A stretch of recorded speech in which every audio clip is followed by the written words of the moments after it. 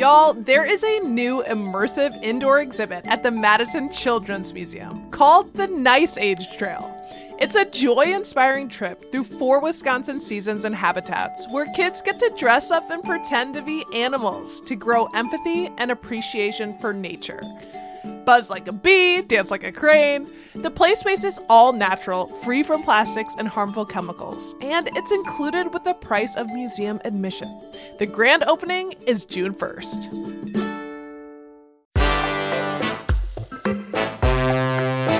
Today on CityCast Madison. It's Thursday, so of course we're dishing on Madison's food scene. We've officially entered the time of year where the best eats seem to magically congregate in one place. There's typically live music, and we feast outside. Yup, I'm talking summer food festivals. Last weekend was Brat and Vegan Sausage Fests, and there are still loads more to come, including several this weekend. And to add to all this bounty, Madison has some new and soon-to-open restaurants joining our ecosystem. We invited someone who's been covering it all, food editor at the Cap Times, Lindsay Christians. It's Thursday, May 30th. I'm Bianca Martin, and here's what Madison's talking about. Lindsay, what's good? All of the wonderful things that are opening soon. I'm so glad to be here. Yes, it's abundant. Our food scene it's been alive, but it's like particularly exciting right now, especially because it's festival season. We just had 2 major festivals this past weekend, Brat Fest and Vegan Sausage Fest, hot sausage for days. And you know, what's coming up next on the summer calendar? So there are a ton of things that I'm excited about this summer in terms of food festivals. But one that I was really excited to learn about is brand new. It's called Gluten-free Fest. It's hosted by Alt Brew, like ALT, Alt Brew. And they're a gluten-free brewery. And they were like, you know what? This is something that we need. And I got the list of vendors for it, and it looks fantastic. So Madame Chu Delicacies, who was also, by the way, at Vegan Sausage Fest last weekend. The Paleo Mama Bakery. I love their graham crackers. I'm obsessed. Okay. So good. La Cosecha Tortilla Company. They make tortillas. I think you can find them at Bandit and other places like that. The Walking Jerk. That's a vegan food truck run by a lovely woman here in Madison. I think that's really ramping up their production. Is that like vegan jerk chicken, or am I making... It's like vegan dishes that are like comfort food kind of things too, I think. Lily's Magical Treats, which is super cute. They do cotton candy. Delightful. Yeah, perfect for this time of year. So that's, I think, going to be really fun. I heard back from the organizers. It's 11 a.m. to 4 p.m. on Sunday, June 2nd. No entry fee. Kids, crafts, and entertainment. Drinks for purchase at Alt Brew. Prize giveaways. Tons of gluten-free food. So it just sounds like a really fun time for the gluten-free person in your life. That sounds very delightful. And that's kind of newer, right? I haven't really heard of something like that before here. Yeah, that's definitely a new one. There are a lot of food festivals in Madison that happen over the summer every year. So National Mustard Day is always in August. I was looking at photos of that for the roundup I recently did and realized that they have a person in a French's mustard costume that goes to that. We've got the Great Mustard Museum at Moutard. Learned so much about mustard. I didn't know Madison was so mustard forward, but I mean, there's the alliteration there, so we'll rock with it. Pretty much. They have mustard bowling, I think, where you can bowl little things of mustard and lots of mustard samples. And something else I realized they have is a mustard ice cream, which was new to me as a concept. Yikes. I'm actually intrigued. That actually sounds kind of disgusting and great. I mean, it does. Man, I love Wisconsin. Right? Yes. The festivals that I saw that I was kind of excited about that I don't think I've been to the Sweet Corn Festival in Sun Prairie before. It's in August every year, but I was reading about it and I'm like, no, maybe I'm into this. I think I'm actually very into this. The idea of steamed sweet corn with hot butter on it. And sprinkled with salt. That's the perfect summer food, I think. Absolutely. And I saw there is Festa Italia, which I have not been to, but there's a pasta eating contest, which, dare I say, I'm in. I feel like all the talks we've had, Lindsay, like you're kind of Yes. a pasta head. We Yes. love, you know. I've just been cooking out of a new cookbook called Anything's Postable. Oh my God. It's my recent obsession. So yeah, this sounds amazing. Blank eating competitions, I'm always a little nervous about because I worry about people getting sick or it being gross. But I have to say, the thing at Festa Italia that was like really speaking to me was they do cooking demos, and I love a cooking demo. So they're going to teach us how to make delicious Italian food, and I would go just for that to Festa Italia. I think it's in Fitchburg, if I remember right. Okay, nice. Yeah, and it's like that's another family friendly event. Oh, yeah. It looks like it's also free at McKee Farms Park. So lots of festivals going on. I would say the big one is Taste of Madison Yes. every Labor Day. For a while, I really felt like Taste of Madison was a lot of chains. And it has really shifted back in recent years to being just a ton of cool entrepreneurs doing that festival. And I am so encouraged at the variety that Taste of Madison has now. And everything is pretty accessible. I think the range of food items last year was between $2 and $6. So you can really go around and get a little bit of everything, which is my favorite way to eat in general. I like to have a lot of variety. I love like a food hall, a cluster of food carts, anything where you get to have like a little bit of this and a little bit of that and just kind of put it all together yourself is my favorite way to eat. It's a good time. And I'm totally with you. I love the bite-sized delights and getting to try. It's like kind of eating around the world. You know? Yeah. And this Yeah, is it's at the totally. Capitol Square, right? Yeah, it's around the Capitol Square. That's always, I think, something to remember with some of these festivals. So, like with that, and like with Art Fair on the Square, for example, in July, some of the festivals will take over the downtown and move the farmers market off the square, Yes. which is always good to remember. And I forget every single year.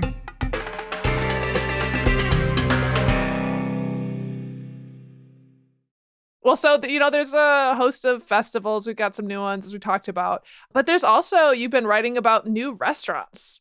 Can you talk about some of those? Like, who are you excited about that is gracing Madison nowadays? So, Mad Rabbit Cafe is now open in the former La Kitchenette space over on Willie Street.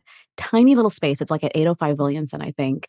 And the decor is very striking. It's like black and white checkerboard and like angry looking rabbits, kind of Donnie Darko-ish sort It of is rabbits. so Donnie Darko. It is so Donnie Darko. Right? It's been really grabbing my attention. Like it's like I'm kind of haunted that I haven't been there yet because I loved that movie so much. I did love that movie. But yeah, Mad Rabbit Cafe, the burger is apparently very delicious, according to the food writer who we recently sent over there. And he said the tofu wrap was the best one he's ever had. So delicious vegan Interesting. food. Yeah. Another one that I'd been tracking for a really long time. I went back in my email to check and it was like over a year, like a year and a half. But Taberna Tacos and Tequila is open in the former space that was Burke and Benham Seafood Company on Monroe Street. Okay. But there's a new little taco shop there. The idea, I guess, is like a taco sports bar thing. And Sold. yeah, right? You don't even need to say the tacos. So they're doing like gringo tacos, which I think of as like the Taco Bell style, like a hard shell, ground meat, cheddar cheese, which I fully love. And the Like gringos, traditional. like white Yeah. people, like they're Like just white people, I said Midwestern tacos. gringo Yeah. tacos. Yes, exactly. And like the kind of tacos that I grew up eating with the Ortega shell, which again, still delicious, but then also traditional Mexican tacos, which are also delicious. I mean, I'm yes and with the tacos, right? Yes. So like corn tortillas and, a little onion and cilantro and kind of thing on there. And then luxury tacos, which I do not even know what those are going to be yet, but that sounds great. And I'm also here for a luxury taco. It sounds like this place has the range. Yeah. Yeah. So that's a new one that's open. Mishkwi Peruvian opened a new location in Middleton, which is delightful because they are delicious. I love them very much. I like their alfajores. I like all the delicious rice things that she does. They're beautiful. So that's open in Middleton now. And the shop, Every Bee Needs a Scrunchie on Langdon. And they're doing cookies there by Miggy's Bakes, which is delightful. I really love Miggy's Bakes. She's got a spot, I believe, out in Middleton where she's doing all her like candy topped cookies and stuff, but they're also at the shop now.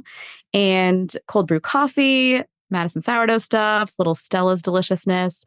Stella's is another one where I've been trying to find out if they're going to be opening a location on Regent, like in that area. And I have not gotten confirmation yet, but I'm looking into it.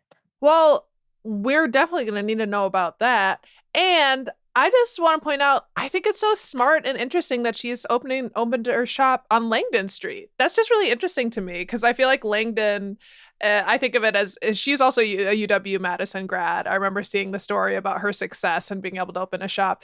And I don't know, I just think of it as like a lot of student housing. And I don't know, I'm rooting for her. I'm rooting for you, Kenzie Beam. I have many of her scrunchies because Oh, I'm really? a fan. Yes, I really love them. I better get in there. They're super cute. I like her bravery. It's a brave name and it's a good name. It's a fun name. So you go, girl. Yeah. Speaking of brave people, another one that opened right is the Minocqua Brewing Company on East Wash. The owner there isn't a bit controversial of a figure, but they just opened up, so that'll be interesting to see what's going on. Yeah, I'll be really interested to see how that does here because they're very open about their progressive stance, right? They have like a Biden beer and all these sort of progressive labels it's very outspoken in that way. I'm not really a beer drinker, so I don't know very much about them, but I was just looking into them when I was writing the little blurb for this roundup, and it says, under duress, we're opening a tasting room in Madison. And I was like, is it bad to open a tasting room in Madison? Why under duress? Like, what's that? I feel like we're nice here. Forced to come to Madison. I mean, oh. Yeah, under duress. Right. Well, bless this mess. Hopefully the stress gets worked out because it ain't good. It is not good for any of us. Let's live in peace. Kumbaya. But yeah, that'll be fascinating. Any other new restaurants that have just opened? Yes. So La Delice de Awa is now open on Atwood. I am thrilled about this. Awa Sibi is absolutely delightful. She's from the Ivory Coast, and her vision for her restaurant is this sort of taste of East Africa, West Africa. She's like pulling in different influences. She's from West Africa, so she's really focused on that area, but she really wants to have like specials on different days, like highlighting different countries' cuisines. She is such an incredible business person and cook and chef. I am so excited to see what she's going to do because this is a dream for her. And in talking with her, she was on Cooking with the Cap Times maybe a year ago, but she talked about the things that she gave up. Like she could have gone a different way and had like a ton of support from her family, but she wanted to do things on her own terms. And this is the dream that she had. And the way that she has manifested it, I'm so thrilled for her. And I'm so excited to try that restaurant. It opened May 15th. So it's just brand new. Oh my goodness. Any kind of like dishes stand out from that place that you could remember? Yeah. So I know that she's going to be doing a lot with cassava because that is something that they do a lot in the Ivory Coast. She's working with a lot of vegetables and fish. So it's a pretty, I stay away from the word healthy because it means different things to different people, but it feels very the way that we eat now. Bold flavors and a lot of seafood, a lot of veggies. I'm really excited to see what she's going to do. Amazing. Some soulful, hearty stuff for our body that makes you feel good. And so we've got a lot of new restaurants that have opened. And there's also a fair amount on the horizon as well that I saw you write about. What are some restaurants that haven't yet opened that we can expect to come this year? So you might be excited to hear that there's a place called Jade True Food opening on Parmenter in Middleton. It's doing breakfast and lunch, and some of the dishes are shrimp and grits. Okay. Yes. I actually have been like ranting about this to people I know, like a like a mad rabbit, like foaming at the mouth. Like, is the best place to get shrimp and grits in Madison? Because I miss them. It was one of my go-tos, and I didn't really find what I was looking for. So there's a new spot coming. Yeah. So it's steak and eggs, chicken and waffles. I think Zach Lloyd is supposed to be the chef. I heard back from one of the folks involved with opening it. She said they run into some stuff with the city, so that was a little bit challenging. The thing that I want to say overall about new restaurant openings and any reporting that you read about new restaurant openings from us or from anywhere is that restaurant owners do their very best to guess when they're going to open. And 98% of the time, they are wrong because it Truly. takes this much longer. Like the contractors weren't able to get there by Tuesday. And so they had to push it back to Thursday, which means that the health inspectors couldn't come for the last inspection until then. So it ends up almost always, I think in my history doing this job, I can count on one hand the number of times a restaurant has said, we're opening this day and actually did. So just check social media, swing by, always confirm if it says it's going to be open on the 15th and then maybe it's not. That's a very good note. It's like people have to pray to the contractor gods, because they give Yes. projections of when things are going to be done and then shipments and like things delays and all these sorts of things. Yeah. So that's just super useful Yeah. information. So there were a lot of these on the list that I recently made where I read about someone's plans for something. So there's going to be a new place called Bar Monzo in Mount Horeb. That's the current name. It sounded in the story like he might change it, but it's Nate Mergen, who has 107 State on State Street in downtown Madison. And he's hoping to open this like red sauce Italian style joint, kind of like Fabiola's is, it sounds like. Okay. There's a new coffee shop coming to Blue Mounds from Chris Berg. Chris Berg was the owner of the Weary Traveler for many years. Yes. And old Christopher Robin. Yeah. So that's in Blue Mounds, part coffee shop, part event space, part vacation rental. Who knows what that is? It'll be something. Yeah, I think I actually talked to him about that, and he's like a huge biker, and he wanted, it's like, it's for probably everyone, but especially bikers. So it's like kind of on a major bike path or something like that. Yeah, when they had that window at the Cardinal, that was meant to be for bikes too, I think. Oh, that's very smart. Kind of a fun little thing. Yes. So other things that are new, there's Forage Kitchen is opening another location in Sun Prairie. That's like a salad bar thing. It's almost like our like Sweet Green. It is totally our Sweet Green. There are apparently 8 of them now. I didn't know there had gotten to be that many, but there's 8. Yeah, they are growing prolific. It was the way people like to eat, bowls and things that are fresh. Totally. I seek it out when I'm in need and I can't cook for myself. Yeah. It's like I still need something very nourishing right now. I got takeout, but like it has kale in it, so so we Gucci. Yeah. There's another Peruvian place. The people who used to own Inca Heritage and Estacion Inca are opening Amar Peru on Junction Road on the west side. That's exciting because they have Piquito, which is like it's right next to a gas station. It's kind of hard to find in Middleton. But it's delicious. It's like a roasted chicken place. Again, the alfajores there are delicious, but the roasted chicken also very good. And like they have little sides to go with the chicken, but they're tough to find. And I think they don't do a ton with social media. So I think sometimes people don't find them super easily. But Amar Peru opening might be like a little destination Peruvian spot, especially like with Mishki out there too. Like a lot of good Peruvian food coming up. Peruvian food is so, so good. So that sounds awesome. Yeah. We got a lot of attention about a new Nepalese restaurant that's opening on Williamson, kind of near where Mad Rabbit is, actually, in the 800 block. And that is the owner of that used to run Dobon on Willie Street. Sure. I think, or on Atwood. I guess it's on Atwood. And he's the son of the Himalchuli family. They were hoping to open by Mother's Day, and I checked in to see if they had, and I did not hear back. So they might be open now. But Ava looks delicious. I think he's also going to be doing like a fish fry on Fridays. So it'll be pretty delicious. I think Nepalese food is so delicious. So many wonderful, bold flavors. And again, lots of veggies if you have it around here. The interesting thing, right, is that if you have Nepalese or Lao, even Tibetan style food like around here, it will be influenced by the place where it is. In this case, on Williamson Street, right, or on State Street.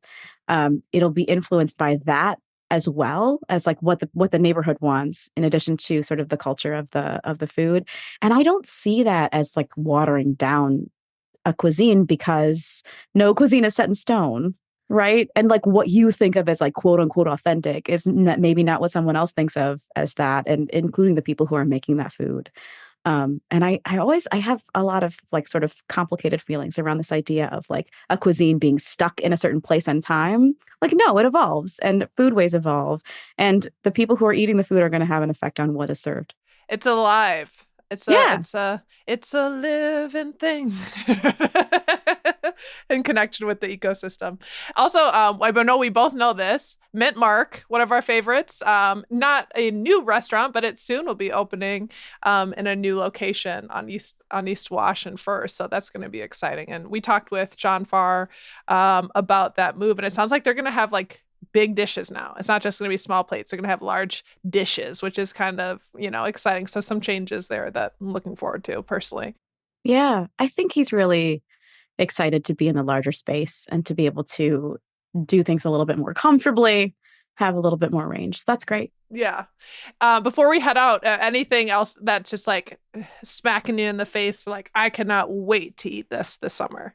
I always look so forward to strawberry season. It's so short.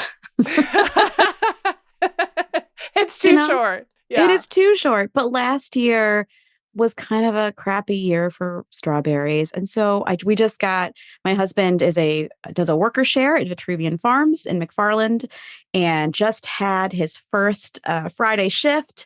So I'm really looking forward to not only getting the greens that I love and the mushrooms that I love from Vitruvian, but also there's an option to work a shift at Warm Belly.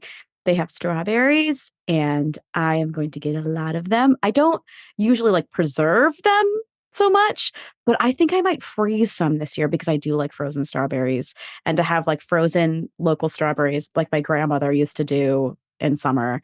I think I might want to do that this year because I love them so much. They are my favorite food. That's beautiful. That sounds gorgeous. I want to go hang out in a strawberry field with you. And as always, we appreciate you so much. Lindsay, thank you for bringing us all the updates in our city's food landscape. We really appreciate it. Thank you. This was really fun. That's Lindsay Christians, food editor at the Cap Times. If you want to check out her 2 recent pieces on what's cooking this festival season and what new and soon to come restaurants are on the scene, head to the show notes for a link.